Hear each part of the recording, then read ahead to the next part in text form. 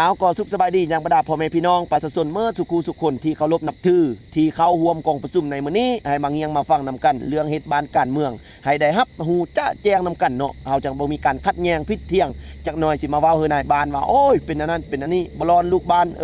แตกสละพระพงเป็นสะเป็นทรายกระวนกระว่ายว่านายบ้านเฮ็ดเวียกบ่รอนฉะนั้นแล้วจังเฮียกห้องบรรดาพ่อแม่พี่น้องประชาชนเมื่อสุขูสุขคนลูกๆหลานๆให้มาเงียงมาฟังนำกันเนาะทุกคนเนาะ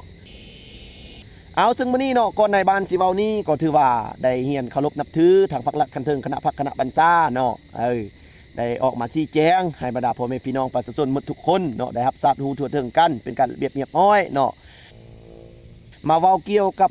การปลูกฝังเลี้ยงสัตว์พ่อแม่พี่น้องเนาะยามนี้ยามให้ยามหน้าเนาะยามหัวยามส่วนเลี้ยงงัวเลี้ยงควายเป็นระเบียบเรียบร้อยมีสวนหญ้าเอาไว้สวนหญ้ามีให้เอาไว้อยู่ให้เนาะบ่ให้ปล่อยสะปล่อยทรายไปเลาะกินข้าวให้เขาหน้าผู้นี้ผู้นั้นจักหน่อยพวกเจ้าสิพิษเที่ยงกันเป็นความบ่แล้วจินั่นเนื่องเป็นครอบครัวจิบ่มีความสงบบ้านจิบ่มีความสงบเนาะ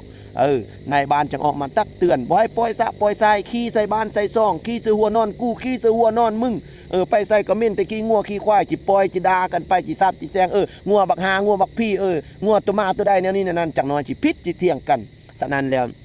เฮ็ดเป็นล็อกไผล็อกมันแล้วเอาคั่งเอาไว้อยู่ส่วนหญ้าไผหญ้ามันเนาะสัตว์ไผก็มีความรับผิดชอบเนาะทุกคนใบปล่อยสะปล่อยทรายขี้ใส่บ้านใส่ซองไปที่ใดก็เหยียบตะขี้ตะมูตะไก่ขี้มูขี้ม้าขี้งัวขี้ควายจักหน่อยทางพรรครัฐคันเทิงเขาลงมากวดกาสารเวมาเยี่ยมมายามเนาะเบิ่งถนนหนทางบ่หรือว่าจะเป็นการมาเฮ็ดน้ำก๊อกน้ำลิ้นจังซี่เนาะเข้ามาเห็นบ้านเมืองเฮาเป็นเม่นแต่ขี้มูขี้งัวขี้ควายแมงวันเขี้ยวโพอยู่พวกเจ้าจะเอาหน้าเอาตาไว้อยู่ใส่เข้ากะตินายบ้านนี้แม่นบ่เขาบอกว่าให้พวกเจ้าเขาตินายบ้านว่าเฮ็ดเวียกบ่ร้อนคุมบ้านบ่ร้อนเนาะตินายบ้านอะไรก็สิตายแต่นายบ้านนี้เนาะฉะนั้นแล้วจังออกมาตักเตือนเพื่อความเข้าใจเป็นการระเบียบเรียบร้อยเนาะอันนี้เว้าเกี่ยวกับเลี้ยงสัตว์เนาะให้เป็นการระเบียบเรียบร้อยแบบนี้เนาะเดี๋ยวนี้จะมาเว้าเกี่ยวกับอันที่2นี้ก็คือแบบว่าปีหน้านี้เขาจะมาสร้างน้ำก๊อกน้ำลิ้นอยู่บ้านเฮาเนาะแล้วก็ทางนี้บางเทื่อก็สิปูย่างบางเทื่อก็สิปูหินเนาะตามทางพรรครัฐคันเทิงเขาว่าเนาะแต่ว่าเฮาก็เบิ่งไปตามตัวจริงเนาะพี่น้องเนาะ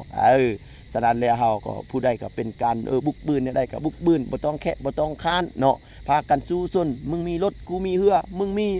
เป็ดกูมีไก่มึงมีข้าวกินกูมีเครื่องสินค้าขายง่ายมือเนาะแข่งขันสนั่นสะเนื่องกันไปแนวใดจิมีอยู่มีกินแนวใดจิร้อนครบร้อนครัวแนวใดจิได้เฮือนตึกเฮือนกอแนวใดจิได้รถดีๆงามๆมากี้ก็พากันเฮ็ดกันสร้างบุกบืนออกแห่งงานหลังสู่ฟ้านาสู่ดินบ่ต้องแค่บ่ต้องคานบ่ต้องลักแต่ของคนอื่นมันบ่ดีเนาะโตก็เฮ็ดเสาก็เฮ็ดตีนมี5นิ้วมือก็มี5นิ้วตาก็มี2แกนเนาะมีหัวใจมีเลือดกินข้าวคือเดียวเขาเฮ็ดหยังก็เฮ็ดได้นำเขาบ่ต้องแค่บ่ต้องคานเนาะเขาได้หยังคือได้นำเขามันจังคือบ้านคือเมืองแข่งขันกันไปเนาะเฮ็ดได้สิคือบ้านเพิ่นเมืองเพิ่นเนาะเบิ่งแม่เดียวนี้ประเทศลาวเฮาก็คือไฟแดงแสงสว่างแล้วได้เนาะไปใส่มาใส่ก็สะดวกสบายบ่ขี่ยนต์ก็ขี่รถบ่ขี่รถก็ขี่รถไฟเนาะไปใส่ก็บ่ได้ย่างแล้วเส้นทางก็ดีเดี๋ยวนี้อยู่สะดวกอยู่สบายเนาะแข่งขันกันเฮ็ดกันสร้างแนวใดสิมีเฮือนมีซ่านแนวใดสิมีเงินมีคำเนาะบ่ต้องเสียดเบียดสีบ่ต้องผิดต้องเที่ยงกันเนาะพวกเจ้าเบิ่งแม่ระวังปีผ่านมาเส้นทางรถไฟผ่านไปทางแขวงหลวงน้ำท่าแขวงบ่อแก้วหลวงพระบางฮอดกะซี่วังเวียงปัจจุบันนี้มีเส้นหนึ่งจิมาอีกแล้วพวกเจ้าว่าประเทศลาวของพวกเฮามีความคืบหน้าและสะดวกสบายแบบใดจิผ่านทางไสสมบูรณ์มาฮอดทางเสี่ยงขว้างนี่ผ่านไปทางลาดห่วงไปทางพ้นสวรรค์ซอดพุดแข้งหัวพันมีความสะดวกสบายแบบใดถ้าผู้ใดยังสิคิดแตกแยกเยียบย่ำประเทศลาวพวกเจ้าคิดให้มันดีเนาะมีความสุขอยู่กินด้วยมาตรฐานแล้วทุกมือนี่หาเงินหาคำสะดวกสบายไปใส่ก็บ่มีพิษมีภัยเนาะก้าวหน้าไปเรื่อยๆเพื่อได้ว่ามันทุกเบิ่งแม่บ่เงินบ่คำเดี๋ยวนี้เนาะขุดคนบ่แห่ที่ได้ก็มีหมดนี่มันบ่รวยใช่บ่พวกเจ้าว่าหากินแบบสะดวกสบายเนาะสำหรับมื้อนี้ก็มาเว้านำลูกบ้านก็เพียงสำนี้เนาะแต่ว่าทั้งพวกน้องพวกนุ่งและลูกๆหลานๆมีความคิดความเห็นแนวใดเนาะก็เสนอมาถือว่าบ่มีความขัดข้องมองใจนำครอบครัวได้เฮ็ดตามความบ่เหมาะสมบ่หรือว่าเนาะสิเป็นการแจ้งเฮ็ดแจ้งการไปแบบว่าเรื่องอันนั้นอันนี้เนาะ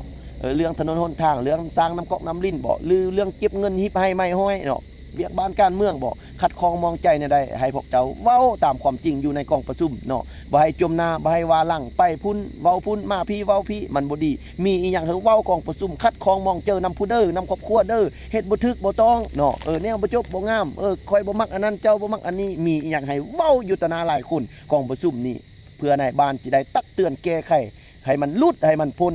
บ่ผิดเถียงกันเป็นคนครอบครัวนึงครอบครัวเดียวให้ฮักแพงปองดองสามัคคีเป็นพี่เป็นน้องบ้านเดียวกันลุ่มกันเฮ็ดลุ่มกันสร้างเนาะให้เป็นคนครอบครัวเดียวกันเนาะเอาเสนอมาเบิ่ง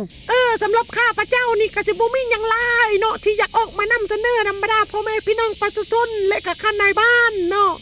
สำหรับข้าพเจ้ามันมีความคิดความเห็นแนวนี้ถ้าว่าเป็นไปได้ก็อยากให้ในบ้านเปลี่ยนชื่อบ้านเฮานี่เนาะเปลี่ยนเป็นชื่อใหม่เนาะตามความคิดความเห็นของตัวเองเนาะแล้วผู้อื่นๆเด้ของรอนป้องกันข้าในบ้านที่มีความคิดความเห็นแนวใดลองเว้ามาเบิ่งเจ้าจะเปลี่ยนฮอด10ซื้อ20ซื้อมันก็ยังคือเก่าถ้าเจ้าบ่เฮ็ดถ้าเจ้าบ่เจริญถ้าเจ้าบ่สร้างถนนหนทางบ่ปูย่างไปใส่มาใส่บ่สะดวกสบายบ่หังมีดีได้เนาะมันก็ยังคือเก่าเจ้าสิไปเว้าหาสเต็ปหยังเรื่องสิเปลี่ยนบ้านเปลี่ยนเมืองเจ้าสิเอิ้นซื้อบ้านหยังนะบ้านนี้เป็นบ้านเก่าบ้านเก่แต่นึกตำบันมาฮอดปัจจุบันนี้เจ้ามันจะมาเปลี่ยนเจ้ามีสิทธิ์หยังเจ้าสิมาเปลี่ยนเฮ็ดหยังนะโอ้เจ้านี่พื้นเสนอแนวนึงเจ้าไปเสนอแนวนึงมันสิเปลี่ยนเฮ็ดหยัง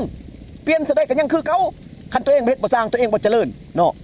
แม่นผู้ใดจะไปเฮ็ดให้เจ้าเศร้าเว้าเศร้าปากมิดศพหันบูละอยู่ดี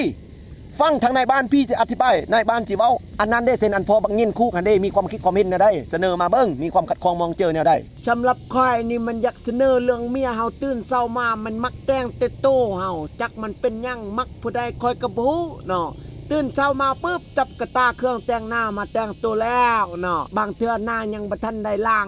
เอาสลิปมาทาปากแดงใจวายจักมันมักผู้ใดข่อยก็บ่ฮู้อันนี้นายบ้านคิดเบิ่งโอ้ยเจ้าก็หมดแนวที่เสนอแล้วเนาะ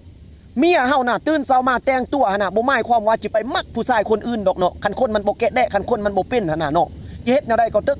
เข้าแต่งหั่นน่ะเพื่อเขาก็อยากงามเนาะแต่งพอมีสีสันลีลาสีหน่อยนึงบ่แม่นว่าแต่งโตเขาสิไปมักผู้ชายคนอื่นเจ้าก็จะต้องคิดแนวนั้นเนาะบ่มีแนวเสนอแล้วมีแต่สำนั้นน่ะคิดแต่เมียตัวเองสิไปมักคนอื่นหั่นหึงหวงเกินก็บ่ดีผัวเมียกันกายเกื้อกายแดนเนาะเมียแต่งโตก็บ่ได้ว่าสิไปมักผู้ชายคนอื่นมักบ่มักมันขึ้นกับเฮามันอยู่นำเฮาเมียเฮานอนนำทุกมื้ออยู่นำกันทุกมื้อกินข้าวห่วมผ้ากินปลาห่วมถ้วยเนาะเบิ่งติดตามเอาเนาะบ่แม่นว่าเขาแต่งโตเขาสิมักผู้ชายคนอื่นบ่มีแนวเสนอละเลิกกองประชุมนี้เนาะ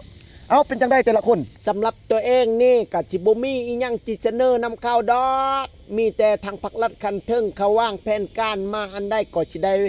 ปฏิบัติไปตามนั้นละก็ถือว่าบ่มีหยังแล้วติเนาะคันบ่มีหยังก็